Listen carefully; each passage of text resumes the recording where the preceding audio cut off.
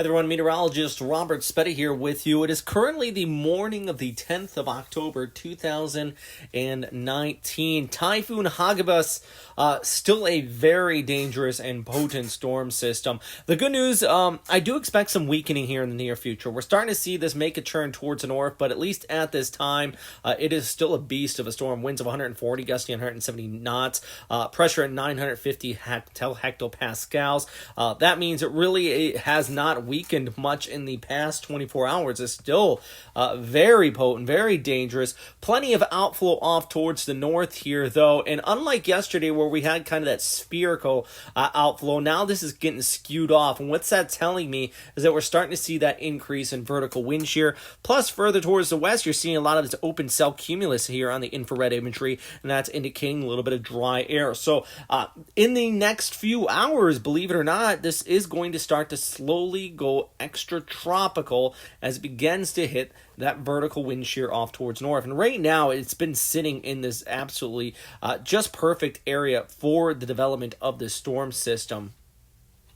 But as it moves off towards the north, it is going to start to run into that increase in shear. So as we look ahead, by the time it does make it towards Japan, the storm system is going to be relatively weaker. Now, relative is the key word because it may no longer be a major Cat 5, but what it says right there as it approaches the Honshu coastline is about 110 knot sustained winds. I mean, that is rough, and then eventually a very high chance of a recurvature straight over the Tokyo area. So here's some things you really want to keep away. This is still a very powerful and dangerous typhoon, and even as it weakens, it is still going to be a rather powerful and dangerous typhoon as it approaches the Japanese coastline. Severe flooding is possible within the center of circulation, and it very well could impact the Rugby World Cup, which is taking place this weekend. Biggest sporting event of the year in the country. Got 8 matches set up here throughout this weekend.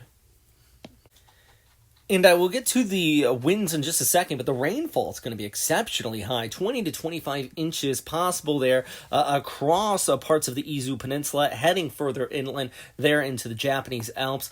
Places like Minakami, extending over towards Niigata, Nagoya, even over towards Saitama, looking at tremendous rain. Now, if this track just changes slightly, of course, this is going to be a big difference in who gets the heaviest of the precipitation.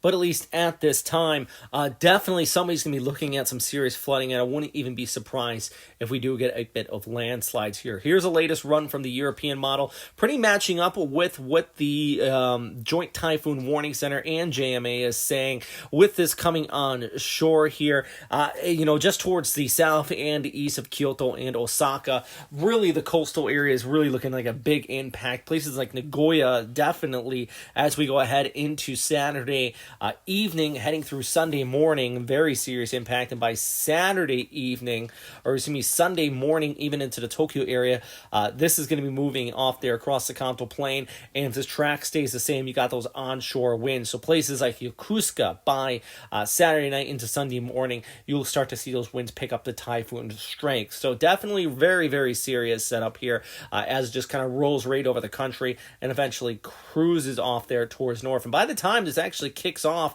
we go into Sunday afternoon into the evening, I mean, it clears up quickly with some very dry air spilling in. It actually could even pull in some air cold enough for a bit of snowfall there in the parts of Hokkaido. Take a look at that. I mean, that's picking up on snow on the backside of this system, and it just kind of indicates to you how potent it is because it is creating that much of a steering flow difference behind it with all that cool air spilling in. Really, for Okinawa, and some people were asking me how's the impact going to be there. It will be breezy over the next 24 hours as the storm is due east. Big swells coming off of it, but the good news, that's going to be the extent of it with basically a cool breeze spilling in behind it as you head into the weekend. For now, though, I hope everybody stays safe out there. Definitely heed the warnings ahead of this at this time. Prepare for it. I mean, I'm talking about things like picking up loose debris around the yard, stuff like that. Even as far as not just so much as putting your storm shutters up, that's definitely important, but staying indoors when the storm does pass by. Big problem in Japan often is flying debris and people just trying to get to work as it moves overhead, it's always dangerous idea as well. You just want to stay inside, stay put as it pushes by. Anyways, that's all for now. If you have any questions, comments, or suggestions, please post them down in the comment box below. And as always, stay safe out there.